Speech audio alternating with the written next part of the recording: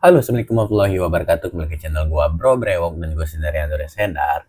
Di video kali ini sesuai dengan janji gua mau update progres ataupun update setelah penggunaan satu botol minoxidil Ray Gold 60 ml yang 5%. Nah, sebelumnya pernah gue jelasin kalau menggunakan nozzle ataupun spray ini biasanya lebih boros dari penggunaan pipet, dan faktanya mengatakan benar. Ini habisnya itu mungkin ya lebih kurang 2 minggu setelah video review soal produk minoxidil Raygold ini, dan ini udah habis dan gue sekarang lanjutin menggunakan minoxidil Raygold yang 2% ya. Itu pun udah banyak juga berkurangnya karena ini enak banget ya menggunakan spray, jadi nggak tahu ini takarnya itu udah 1 mili ataupun udah 2 mili ataupun 3 mili dalam satu kali semprot, karena memang simple gitu, tinggal semprot dirapikan ataupun diratakan, selesai. Nah, setelah penggunaan dari minoxidil Raygold ini gua nggak mengalami apa ya seperti yang kalian takutkan. Mungkin ada yang takut takut brewoknya rontok ataupun menipis, dan ini aman-aman aja, brewok gua masih tetap tumbuh. Dan ini juga baru gua cukur kemarin dengan ukuran 6 mm. Gua cukur dari bawah ke atas, bukan dari atas ke bawah. Kalau dari bawah ke atas itu lebih pendek lagi daripada cara cukur dari bawah ke atas, dan ini nggak ada masalah, nggak ada efek samping berarti. Setelah penggunaan dari minoxidil Raygold ini paling ya cuman tumbuh jerawat, sama seperti halnya menggunakan minoxidil merek lain. Gua selalu ditumin jerawat di bagian rahang belakang ini, di bagian sini selalu ya, mau itu merek Norvin, Kirkland, Heros, Bimix, dan merek lain-lain, gua tetap tumbuh jerawat di bagian rahang sebelah kanan. Kalau sebelah kiri ini aman-aman aja, tapi gua nggak tahu kalau di bagian rahang sebelah kanan ini selalu ditumbuh jerawat batu dan keras setelah penggunaan dari minoxidil entah itu merek apapun. Dan juga untuk efek samping seperti kerak, kulit kering, dan lain-lain itu juga nggak ada ya, nggak ada. Gue temuin selama hampir 2 minggu ini nggak ada efek samping seperti itu, karena memang mungkin ini bukan tipe minoxidil yang keras banget gitu ya. Ini apa ya, tipe minoxidil yang keras kayak Heros, Norvin ataupun Kirkland yang memang teksturnya itu lebih berat. Kalau saat kita oles itu kan lengket, dan mungkin kandungan apa ya, komposisi minoxidilnya itu lebih banyak, jadi ya lebih lama kering, lebih lambat kering. Dan untuk harganya ini ya sekarang harganya 70 ribuan. Apakah worth it atau enggak ya, menurut gua worth it aja, dan gua nggak mengalami apa namanya kerontokan ataupun penipisan pada bagian brewok gua. Tetap ada progres walaupun ya nggak bisa gua perhatikan ya progresnya, karena memang brewok itu udah hampir 5 tahun pengolesan, udah hampir selesai progres gua menemukan brewok. Tinggal menebalkan bagian-bagian yang velusnya itu kan.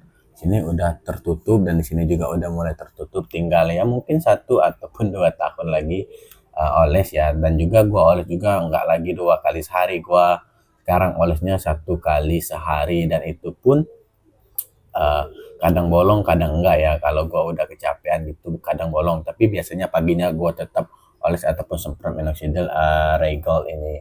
Dan juga gua juga dibantu dengan amunisi biotin dari Mr. Brewok. Ini biotin dari Mr. Brewok kan aturannya itu dikonsumsi 1 kali sehari, tapi gua konsumsinya 2 kali sehari, pagi dan malam, dikarenakan ya menurut gua biotin dari Mr. Brewok ini enak karena memiliki rasa manis stroberi. Jadi setelah makan gua biasanya, karena kalau setelah makan itu kan enak banget kalau nyemilin yang manis-manis, jadi gue cemilin aja biotinnya satu, sama seperti menghisap permen, karena memang biotinnya itu kayak permen.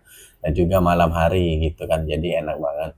Dan juga sebenarnya nggak banyak yang gua bahas soal minoxidil Raygold ini, apakah worth it atau enggak ya, worth it aja. Cuman yang membuat gua cukup apa ya, cukup nggak terlalu ya, mungkin ini kalau mau dipakai terus menerus menurut gua sepertinya ya enggak ya untuk terus menerus, dikarenakan ini terlalu ringan buat gue ya, karena gue yang udah terbiasa menggunakan minoxidil Kirkland, Norvin ataupun Heros ya yang biasa kalian tahu sendiri sensasi oles minoxidil Kirkland, Norvin ataupun Heros itu ya kita lebih lengket, lebih terasa ngoles ya, lebih terasa ngolesnya. Tapi kalau ini setelah semprot ya 5-10 menit udah nggak berasa lagi sensasi basah, lengket dan sebagainya. Kalau kita oles minoxidil Kirkland, Norvin, Heros ataupun Bimix itu untuk Bimix ya, Bimix itu sama seperti Norvin ataupun Kirkland ya, sensasinya itu lama menunggu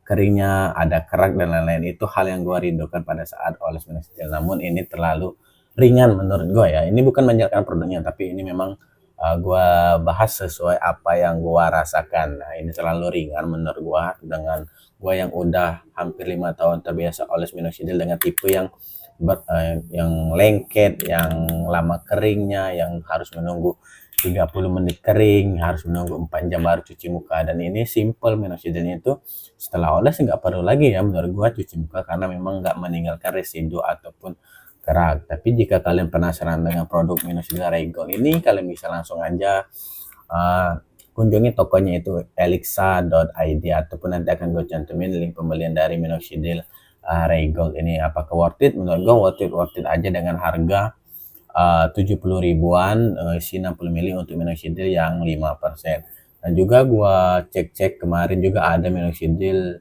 merek Bune, BUNEE. Itu minoxidil made in China.